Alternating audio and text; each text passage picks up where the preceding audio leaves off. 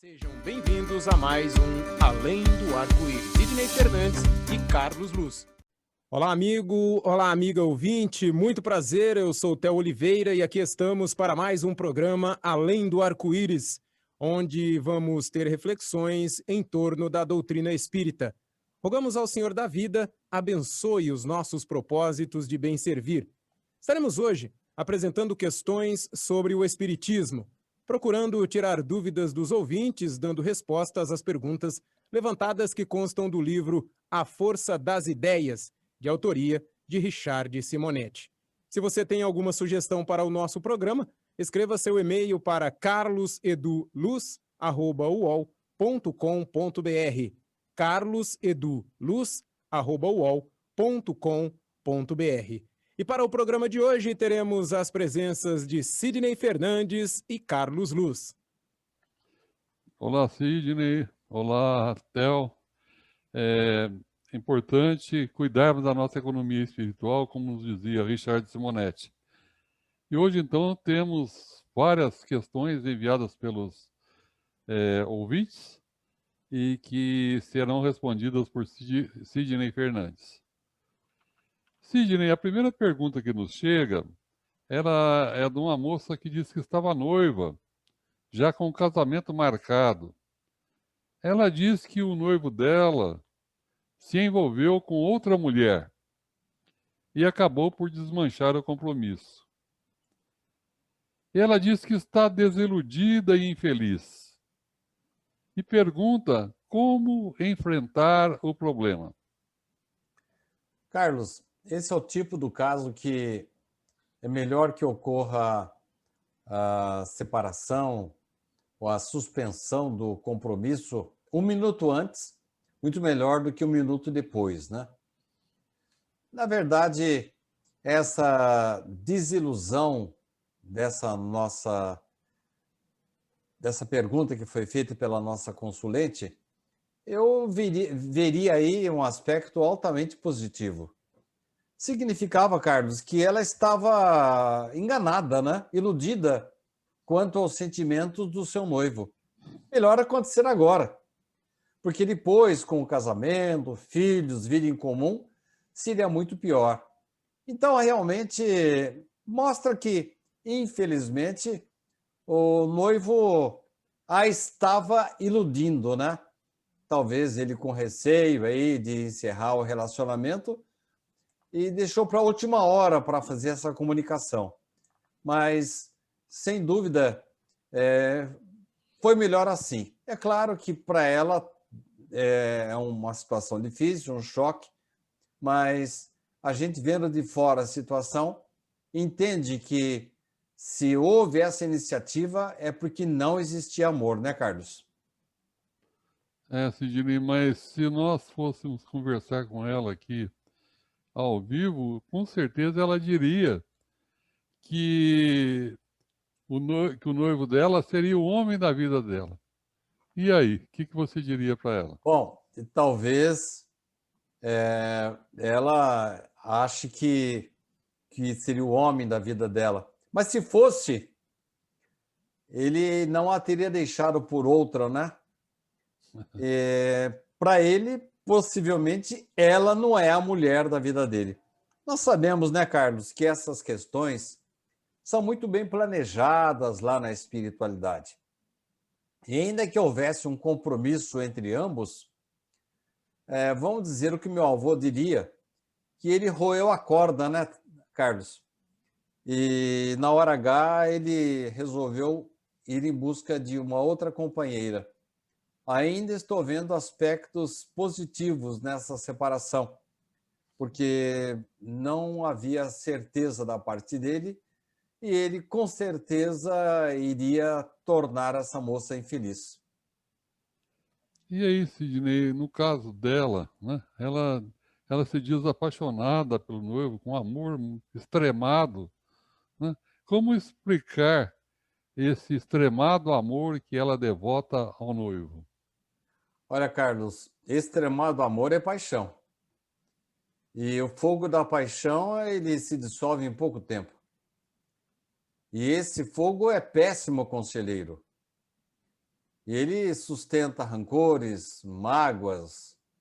Então, nós entendemos que haja uma aproximação, haja o atrativo da forma, da beleza, da juventude, haja o atrativo sexual, que não há nenhum pecado nisso, mas você sabe como eu, né, Carlos, que a convivência entre duas pessoas não depende somente dessa paixão. Richard costumava dizer que o sexo é algo muito importante nas nossas vidas, na vida de um casal, mas não é a coisa mais importante, né? O importante é o companheirismo, é a harmonia que existe entre os dois, cuidado recíproco, mútuo, é o tratamento que cada um dá para o outro nos momentos difíceis, nos momentos de doenças, ou nos momentos em que o dinheiro está curto. Então, isso sim mantém um casamento, mantém uma união. E aí ocorre o desenvolvimento e o desdobramento dos votos que fizemos na espiritualidade antes de nascermos. Essa resposta foi interessante, mas a gente vê em noticiários e lê situações que pessoas, né, com um amor assim muito extremado, que quando acontece um rompimento desse tipo aí, a pessoa não imagina, né, o ex-noivo, o ex-esposa, o ex-esposo com outra pessoa. E muitas vezes acontecem até crimes, né, passionais, crimes em que a pessoa se matou por amor, né? Então fala assim, não consegui imaginá-lo com outra, tenho ganas de matá-lo. Como explicar isso, Sidney? Olha, Carlos, aí a gente volta àquela questão do amor puro mesmo, né? Se você gosta realmente de uma pessoa, você não quer o mal dela. E se a pessoa se afasta de você, você não tem que brigar com um ou com outro, tem que respeitar essa decisão. Cada um tem o direito de decidir o seu próprio destino. Essa agressividade a que você se refere, ou em relação àquele que ela julgava ser o seu ser amado, ou a nova companheira que ele escolheu, ou contra você mesmo. Você falou aí que, às vezes, pessoas imbuídas desses maus propósitos acabam colocando o termo à própria vida. Isso não é amor, né? Isso é paixão e só traz problemas, se não apenas durante esta vida, além desta vida também. Então precisa tomar muito cuidado com essa confusão que a gente faz, né?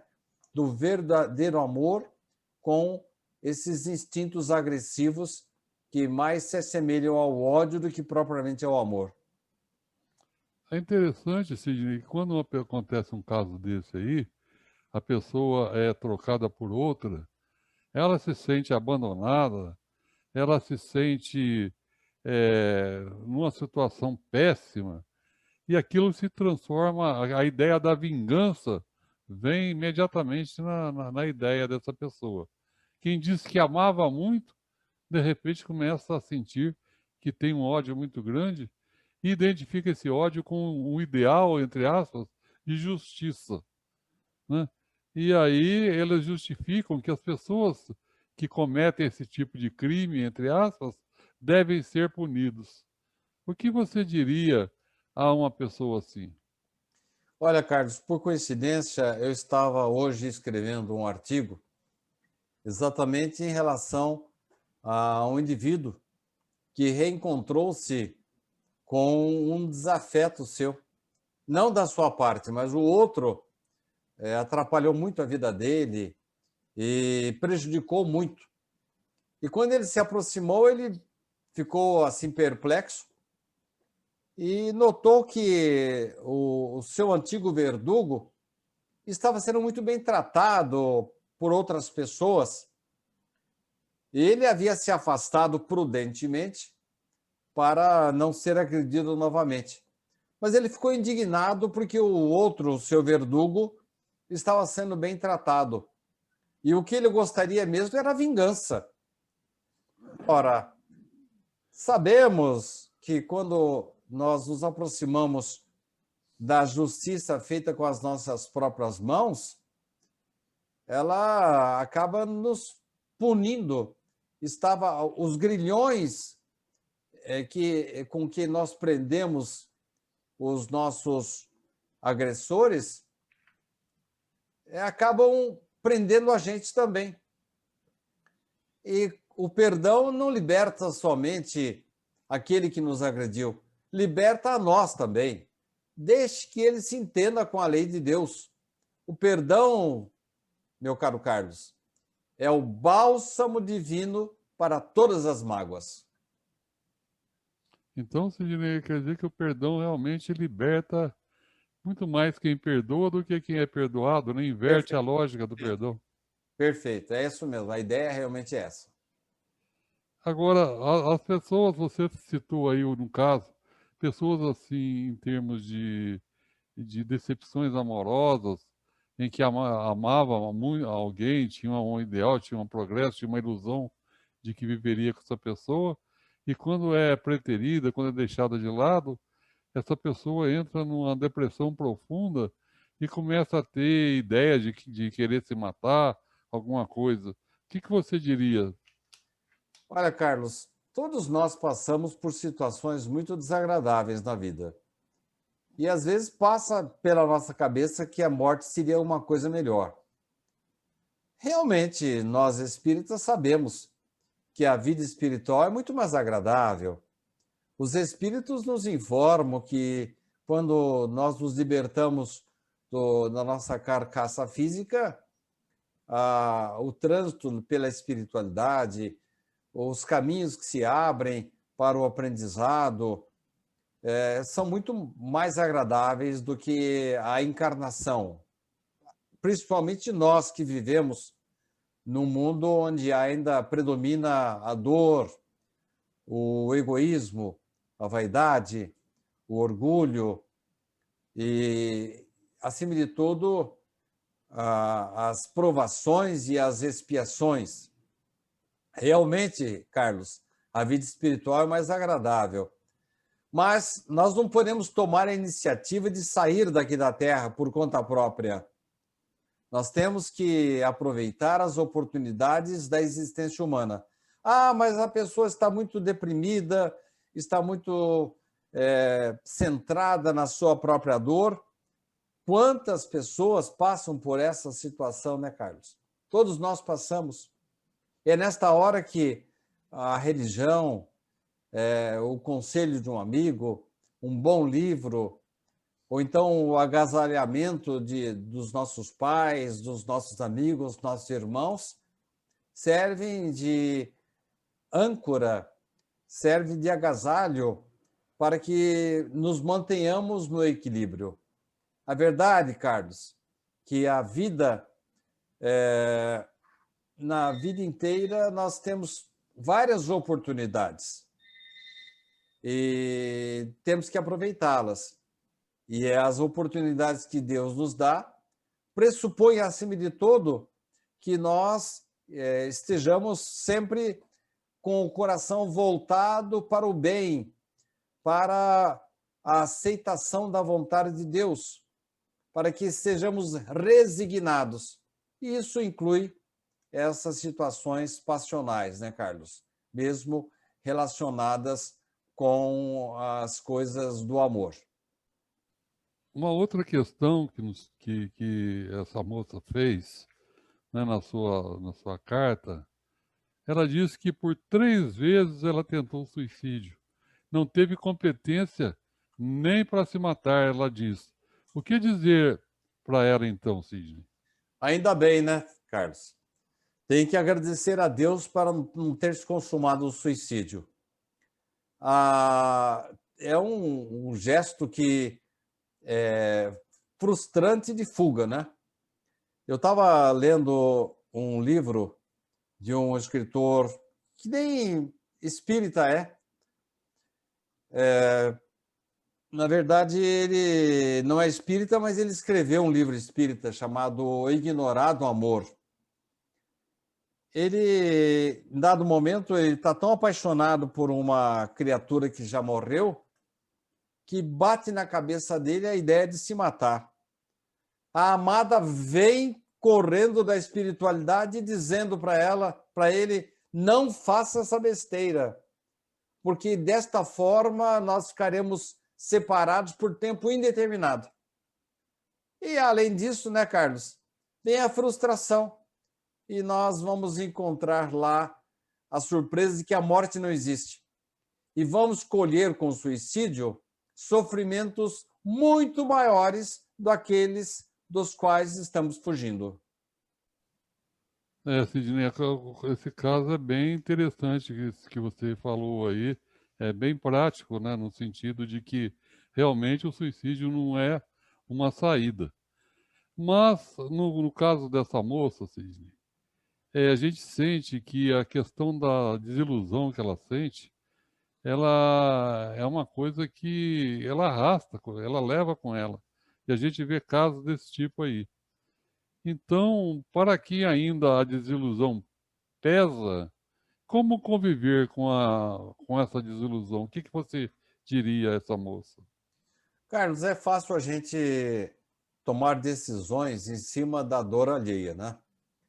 Mas a experiência tem demonstrado que quando você tem a separação de uma pessoa amada, o falecimento de um ente querido, uma situação difícil na família, o consolo maior está em você unir-se a outras pessoas que têm um determinado ideal.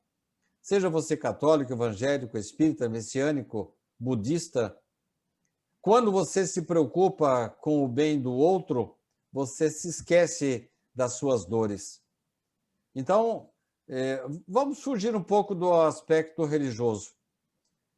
Vamos verificar pessoas que se dedicam à natureza, ao plantio de novas mudas, ou então pessoas que fazem campanhas de livros, formam bibliotecas para comunidades carentes, ou então levam livros para as penitenciárias, fazem campanhas em favor de crianças que estão na escola e precisam de material. Olha quanta coisa que a vida nos oferece. Richard Simonetti costumava dizer, Carlos, que a cidadania é aquilo que de mais próximo a sociedade está encontrando em relação às regras cristãs. Se você é bom cidadão, se você desenvolve uma atividade profícua em favor da sua comunidade, você está se aproximando dos princípios cristãos.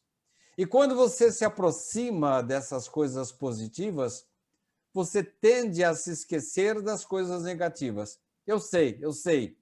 Alguém que está nos ouvindo vai dizer, você fala isso, não sabe como eu estou sofrendo.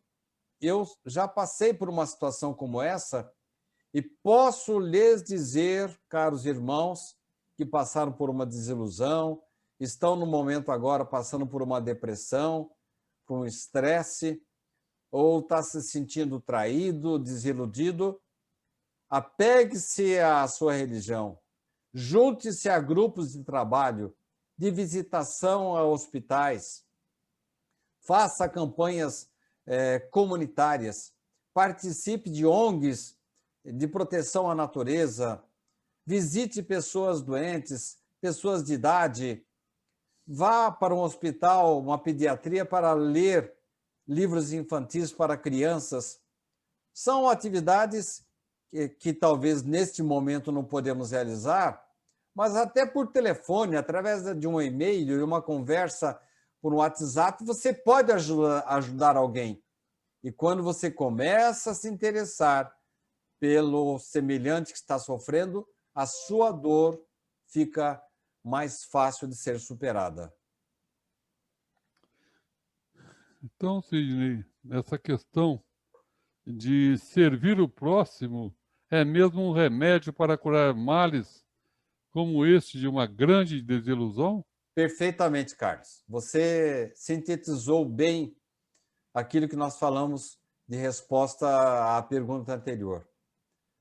Quando você se predispõe a ser mais educado, a ter mais harmonia com os seus familiares, a participar de uma campanha em favor do próximo, quando você se predispõe a dar um telefonema para uma pessoa idosa que está sofrendo, participar de uma campanha em favor de um asilo, ou levar para esse asilo uma visita para pessoas que estão assim no fim da sua vida, são remédios que Deus nos coloca à disposição para curar os nossos males internos, Carlos. É interessante, Sidney, que a pessoa às vezes passa por uma situação dessa, ela faz tudo isso que você está falando, mas o trauma que ela passou na separação, ela se sente muito fragilizada, ainda mesmo fazendo tudo isso, servindo ao próximo, trabalhando, e ela ainda se sente fragilizada.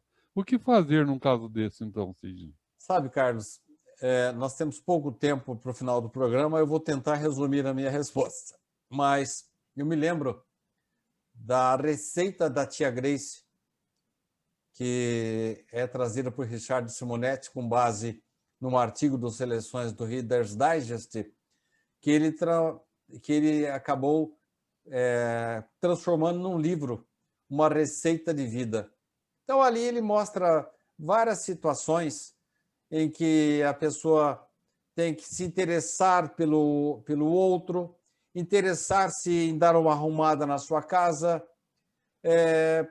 procurar fazer um exercício físico que ajuda muito as criaturas, um exercício mental, como ler um livro, decorar poesias, procurar dar a sua mão em favor de pessoas que estão sofrendo, enfim, fazer uma coisa que precisaria ser feita e você não tem muita vontade, como arrumar uma gaveta, arrumar a casa, enfim. Há 1000 soluções que Richard Simonetti nos oferece na receita da tia Grace, que nos auxiliam muito. E, acima de tudo, ele nos recomenda a religião, a oração, a aproximação das criaturas que estão juntas em favor de um objetivo comum. Eu tenho a impressão de que esse feixe de providências, Carlos, pode sim ajudar essas criaturas a superarem esses momentos difíceis. Agora, não podemos abrir mão também da ciência médica, dos psicólogos, dos psiquiatras, dos psicoterapeutas e da própria doutrina espírita, que nos traz, através do passe magnético, das palestras, dos livros, um ancorador assim muito seguro para que possamos encostar e desaguar a nossa fragilidade, Carlos. Obrigado, então, Sidney, você fechou bastante o que deve ser feito e o que pode ser feito em casos como esse. Passaria, então, ao Theo a palavra para encerrar, então, esse nosso programa de hoje, agradecendo, então, a presença sua e do Theo, nos ajudando, e do ouvinte. Obrigado, Carlos. Obrigado, Sidney. Obrigado você que nos acompanha no programa Além do Arco-Íris e nos acompanhou em mais esse programa.